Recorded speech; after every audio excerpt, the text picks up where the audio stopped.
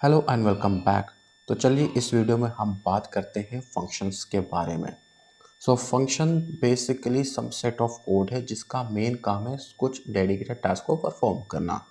Let's say अगर आपने editions का कोड बनाया है तो एक फंक्शन क्रिएट कर ऐड का, तो वो क्या करेगा, दो नंबर को ऐड करेगा। लेट्स से आपने कोई फंक्शन बनाया डेटाबेस कनेक्टिविटी का, तो उसका मेन काम क्या होगा, डेटाबेस के कनेक्शन के साथ। इस तरह से प्रोग्रामिंग वर्ल्ड में हम जब फंक्शन क्रिएट करते हैं तो उसका मेन काम होता है एक पर्टिकुलर टास्क को परफॉर्म करना।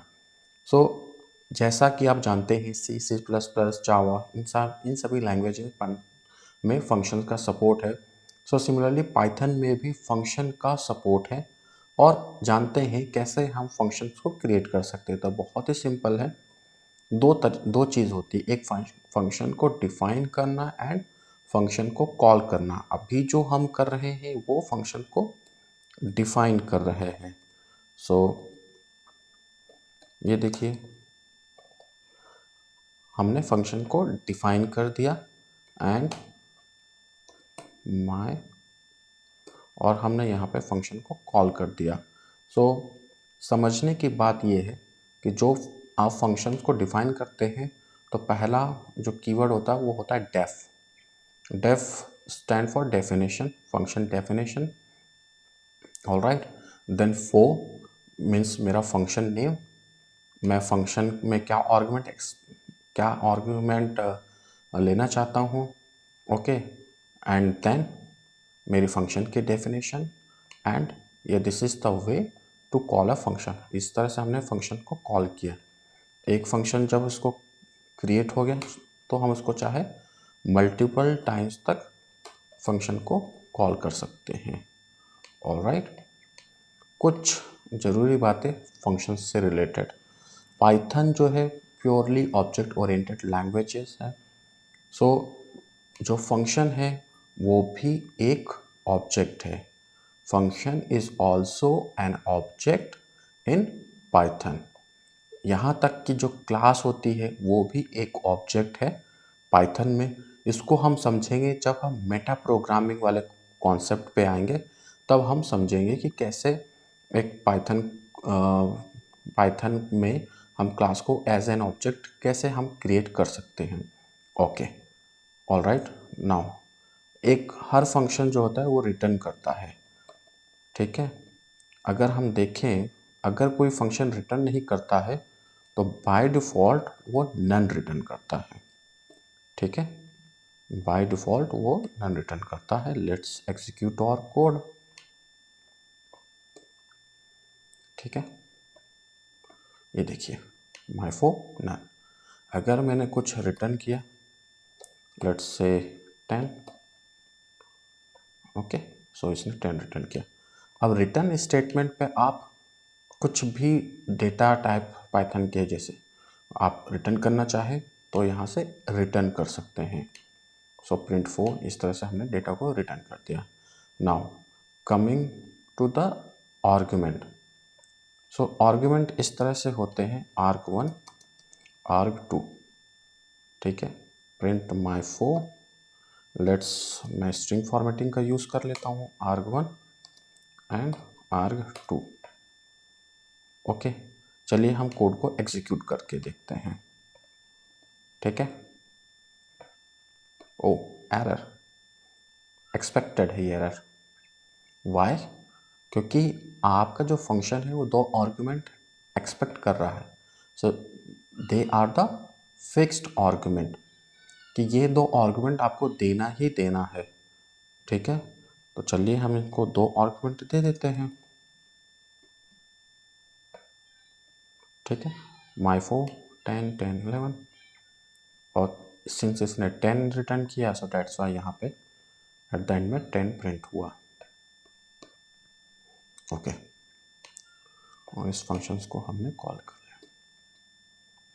ऑल राइट, बहुत ही सिंपल, माई फो 10 11, इस तरह से हमने फंक्शंस को दो आर्गुमेंट पास किए। नेक्स्ट, मेरी नेक्स्ट रिक्वायरमेंट है कि मैं इस पे, मुझे पता नहीं यार कि मेरा जो फंक्शन है वो वेरिएबल नंबर ऑफ आर्गुमेंट ले सकता है, शायद हो सकता है 12 ले सकता है, ठीक है। ये इस तरह से भी ले सकता है, हाई ले सकता है, देन हेलो, इस तरह से आर्गुमेंट ये ले सकता है।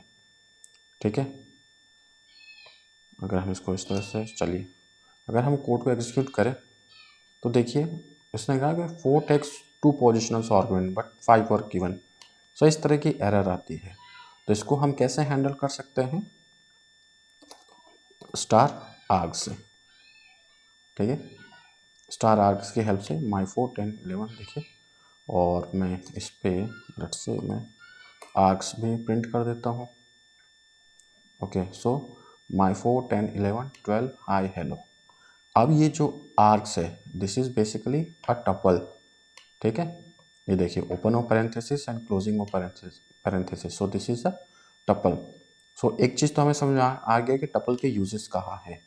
जब आप variable number of argument pass करते हो किसी फंक्शन में, then at that time tuple वो एज अ टपल आपकी as a tuple data type आपके एज एन आर्गुमेंट पास होते हैं। ठीक है, ऑल राइट। नेक्स्ट, मैं चाहूँ तो इस टपल को इस तरह से ट्रेवर्स भी कर सकता हूँ, आर्ग्स प्रिंट आई। ये देखिए मैंने इसको ट्रेवर्स भी कर दिया, 12 हाई हेलो, मैंने इसको इस तरह से ट्रेवर्स कर दिया। नेक्स्ट, मैं चाहता हूँ कि कभी कल रिक्वायरमेंट आती है कि मैं कीवर्ड बेस्ड आर्गुमेंट में पास करना चाहता हूँ। ठीक है, स्टार कीवर्ड बेस्ड आर्गुमेंट इसको पास करना चाहता, तो उसका तरीका ये है, a is equal to 1 and b is equal to 2। चलिए कोड को एक्सिक्यूट करते हैं, कोई फ़र्क नहीं हुआ क्यों, क्योंकि हमने इसको पास किया है बट हमने फंक्शंस के अंदर यूज़ नहीं किया। तो हम इसको, चलिए हम कीवर्ड और को भी प्रिंट करके देख लेते हैं। All right, print keyword args. जो कीवर्ड आर्ग्स होता है वो एज अ डिक्शनरी की तरह पास होता है। ठीक है, ये देखिए हेलो A1 B2, और चाहे तो हम कीवर्ड्स आर्ग्स को ट्रेवर्स भी कर सकते हैं। नेक्स्ट, अगर मैं इस तरह से कर दूं मैं, ठीक है 12 हाई हेलो, मेरा कीवर्ड्स आर्ग कोई आर्गुमेंट नहीं है। अगर मैं इसको इस तरह से कर दूं, हटा देता हूँ मेरे variable numbers of argument. Okay, so my 4 12 11 12, sorry मैं इसको भी हटा देता हूँ। ये देखिए माई 4 10 एंड 11। सो देखिए इस आउटपुट से ये समझ में आ रहा है कि जो पोजिशनल आर्गुमेंट होते हैं किसी भी फंक्शन, जब भी आप एक फंक्शन डिफाइन करते हैं तो उसके अंदर जो पोजिशनल आर्गुमेंट होते हैं these they are the mandatory arguments. ये दो आर्गुमेंट्स आपको पास ही करना है and they are the optional argument. अगर आप इनको पास नहीं भी करते हैं तो चल जाएगा, but it is necessary to pass this argument. All right, next, कभी कल हम जब फंक्शन डिफाइन करते हैं रियल और प्रोग्रामिंग में तो उसमें हम कुछ डिफ़ॉल्ट आर्गुमेंट्स लेते हैं। लेट्स से हमने कोई लिया फ्लैग, ठीक है जस्ट ए मिनट, इस तरह से हमने लिया flag is equal to false. अब इसको चलिए हम एग्जीक्यूट करते हैं। देखिए ये इनवैलिड सिंटैक्स, इसका रीज़न ये है कि कीवर्ड्स आर्ग्स के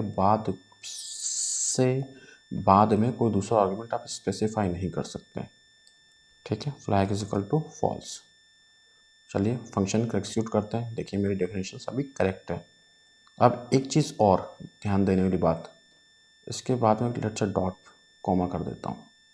ये देखिए ऑल राइट, ठीक है, तो ये हमारा कोड यहाँ तक चल गया है, flag is equal to false. और इसको चाहे तो प्रिंट फ्लैग कर लेते हैं। ये देखिए flag, all right, sorry flag, okay, सो मेरे फ्लैग की वजह।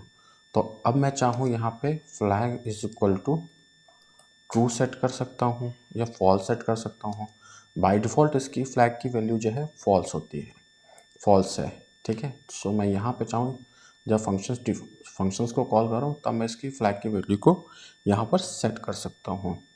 और इसके बाद में लेट्स से अगर मैं इस तरह से मैं इसको कॉल कर सकता हूँ। नेक्स्ट क्वेश्चन, अगर मैं इसके बाद 12, 11, 13 और a is equal to 1, d is equal to 2 इस तरह से स्पेसिफाई करूं तो मेरा कोड ब्रेक हो जाएगा। इनका क्या है ना, positional argument follow keyword argument. इसका कहने का मतलब है कि जब भी आप एक फंक्शंस को कॉल करते हो तो उसका एक पर्टिकुलर फॉर्मेट होता है। पहले आप पोजिशनल आर्गुमेंट पास कीजिए, फिर उसके बाद वेरिएबल आर्गुमेंट पास कीजिए, देन उसके बाद आप अपने कीवर्ड आर्गुमेंट पास कीजिए, देन उसके बाद जो वेरिएबल कीवर्ड आर्गुमेंट्स है उसको पास कीजिए। तो मेरा जो सिंटेक्स, जो मेरा करेक्ट फॉर्मेट होगा वो इस तरह से होगा।